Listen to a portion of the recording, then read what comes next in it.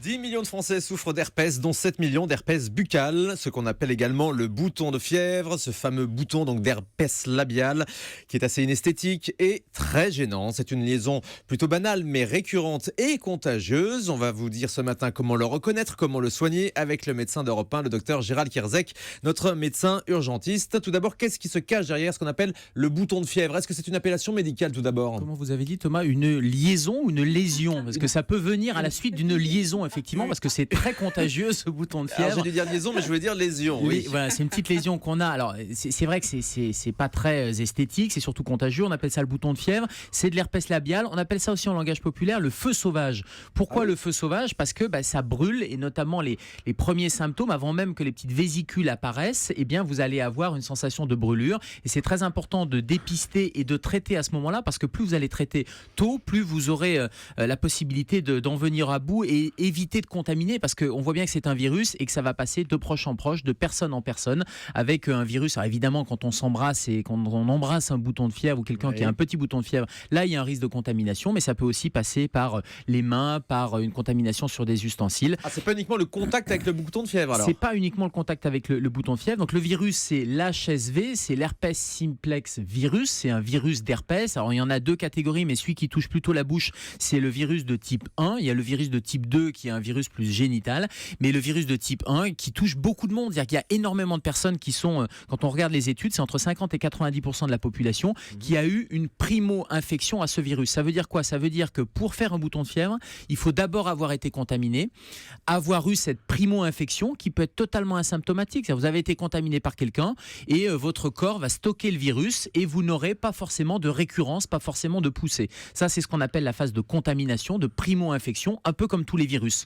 Et puis, il y a une deuxième phase, et alors il y a certaines personnes qui sont plus sensibles que d'autres, ou quand vous avez un accès de fièvre, un coup de stress, un petit déficit immunitaire, vous allez avoir une récurrence, c'est-à-dire ce virus qui était stocké dans votre organisme, eh bien, il va, à la faveur de cette baisse un peu de l'immunité, ressortir sous forme d'un bouton de fièvre. Voilà pourquoi on appelle ça bouton de fièvre. Quand vous avez un stress, et la fièvre c'est un stress, parce qu'il y a une infection derrière par exemple, ça fait ressortir ce virus qui va, c'est la balance entre le système immunitaire et le virus, eh bien ça lutte, le système immunitaire arrive à contrôler le virus, et à un moment donné, vous êtes un peu plus faible, et hop, le virus va ressortir. C'est vrai que c'est assez inesthétique, mais en plus ça fait mal, hein, ça brûle un petit peu, ça gratte. Bien sûr, quand on appelle feu sauvage, ça brûle, c'est vraiment une sensation de feu, c'est vraiment une sensation de... Les patients nous disent, ça me picote. Alors quand c'est une première poussée, ils savent pas ce qu'ils ont, c'est-à-dire que avant que les vésicules n'apparaissent, et puis après quand on est à plusieurs poussées, et on a malheureusement des patients qui sont victimes de cet herpès labial très souvent, avec des poussées qui sont récurrentes, et on verra sur les traitements pour en venir à bout, eh bien c'est les lèvres qui vont être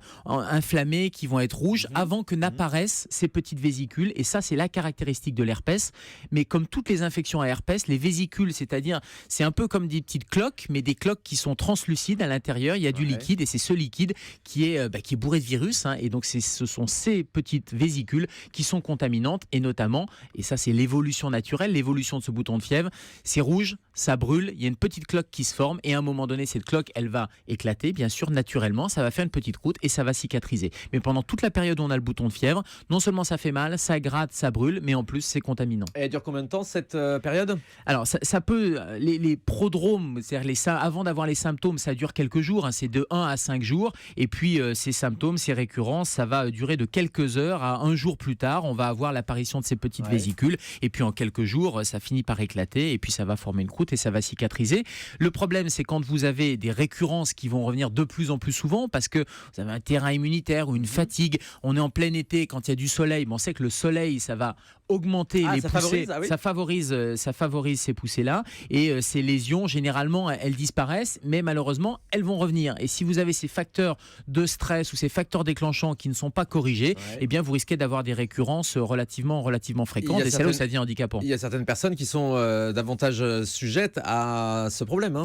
Oui, alors, notamment la récurrence des poussées et la gravité des poussées. Je vous parlais de système immunitaire. Vous savez, notre système immunitaire, en permanence, on a des bactéries, des virus, mais on a a de l'autre côté du plateau de la balance, on a un système immunitaire qui va contrôler tout ça, qui lutte. Il suffit que le plateau de la balance soit un peu plus léger parce que vous êtes fatigué, parce qu'il y a du stress, parce que vous avez un traitement immunodépresseur ou immunosuppresseur. On a plein de patients qui ont des polyarthrites ou d'autres traitements au long cours chroniques, des corticoïdes par exemple, qui vont affaiblir ce système immunitaire. Eh bien, ça va pouvoir malheureusement libérer ce virus et donc vous allez avoir des poussées qui sont plus prolongées, plus importantes. Alors là, on parlait simplement du petit bouton de fièvre, mais malheureusement, ça peut atteindre toute la cavité buccale. On peut se contaminer et c'est pour ça, quand je disais, il faut éviter de toucher le bouton parce que non seulement vous risquez de le passer à quelqu'un d'autre, mais vous pouvez vous auto-contaminer aussi. Et le risque, c'est par exemple de faire une conjonctivite virale à herpès et vous risquez, en vous grattant un petit peu l'œil, de mettre du virus au niveau de l'œil et là, ça donne une conjonctivite qui peut être embêtante. Et puis, il faut éviter d'aller embrasser les enfants, surtout les enfants qui ont de l'eczéma atopique ou des dermatites atopiques, parce que là aussi, vous risquez de surinfecter les lésions. Donc, c'est banal, c'est une petite lésion qui est complètement banale qui va passer. Ça dure moins d'une semaine. Si ça dure plus d'une semaine ou deux, si vous avez vraiment la muqueuse ou si vous avez les yeux qui grattent, etc., faut consulter relativement rapidement et ne rien appliquer tout seul. Mais parce que l'herpès peut toucher d'autres parties du corps, mais ce qu'on appelle précisément le bouton de fièvre, celui-là, il est concentré sur la commissure des lèvres. C'est du HSV1, c'est-à-dire c'est le type 1 de virus. Il est généralement concentré sur ce bouton, mais il peut s'étendre sur toute la muqueuse, puisque par continuité, forcément ça peut s'étendre. Et puis vous pouvez vous auto-contaminer et ça peut aller ailleurs. Et le risque, c'est vraiment l'œil, pas tellement la peau. Encore que si vous avez une maladie de peau, ça peut surinfecter avec ce virus. Mais le risque, c'est surtout de contaminer les autres. Quand je vous disais les enfants, c'est vraiment le bon réflexe. Il faut, pendant les jours où vous avez ce bouton de fièvre, il faut éviter d'aller faire des bisous aux petits enfants, parce que ils ont un système immunitaire un peu plus faible et surtout s'ils ont un peu d'eczéma. Bon, on a tous connu ça au moins une fois dans sa vie, Isabelle Quenin. Moi, c'est une de mes filles, je dirais pas laquelle parce qu'elle va me tuer. J'ai une de mes filles qui a tendance à faire des boutons de fièvre, donc effectivement pendant l'été ou alors quand elle est au ski, c'est vraiment là, la pauvre, elle a vraiment pas de chance, surtout qu'on est en plein dans l'âge de l'adolescence où le physique c'est super important. Alors elle, ce qu'elle fait maintenant, elle a appris à vivre avec, et dès que les petites vésicules apparaissent, elle les perce avec une aiguille chauffée. D'accord, ok, voilà, d'accord. Ouais. Donc elle, c'est ce qu'elle fait, et en fait comme ça, déjà, c'est d'un point de vue visuel, après elle peut le maquiller, ça se voit un petit peu moins. Ouais, mais Dr Kierzek, est-ce qu'on met des choses dessus?